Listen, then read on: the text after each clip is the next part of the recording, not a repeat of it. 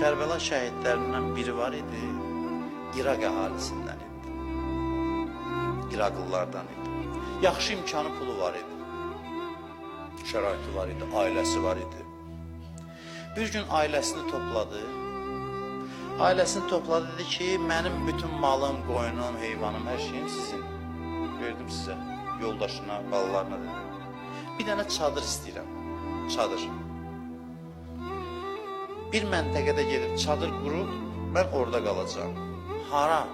Ünvanı dedi, filan yerdə, səhrada mən çadır quracağım. Kim məni görmək istəsəz əgər gələrsiniz, istəməsəz də canınız sağ olsun, ehtiyac yoxdur. Çox sağ olun, razıyam sizdən. Gəlsəz də filan yerdəyəm.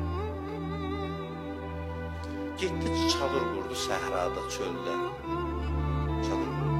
Bir gün dostlarından biri gəldi, dedi, niyə sən gəlib burada yaşayırsan, çadır qurmuşsan? Dedim, mən eşitmişəm, elə dillərdən eşitmişəm. Cəmaat danışır ki, bir gün Peyğəmbər nəvəsi Hüseyin buradan keçəcək, Məkkədən, Mədinədən çıxıb gələcək, buradan keçəcək, gedəcək Kərbəla adlı bir çölə. Və bunu eşitmişəm, bir dəfə eşitmişəm. Və eşitmişəm ki, Peyğəmbər deyib ki, onun yanında olan, bunu da eşitmişəm. İndi qorxuram, mən qəbiləmin içində olan, o gələ keçsə mənim xəbərim olmuyor. Ona görə gəlib oturmuşam bu səhrada gözləyirəm ki, buradan keçəcək. Qorxuram ki, keçər onunla bir yerdə olmaqdan məhrum olaram. Neçə il qalsa yaxşıdır? 20 il. 20 il qaldı o çöldə. 20 ildən sonra İmam Hüseyin gəlib keçəndə dedi, ağam, mən səni axtarırdım, necə məşhur bab eləsəsiz. Məni qəbul elə. Məni qəbul elə.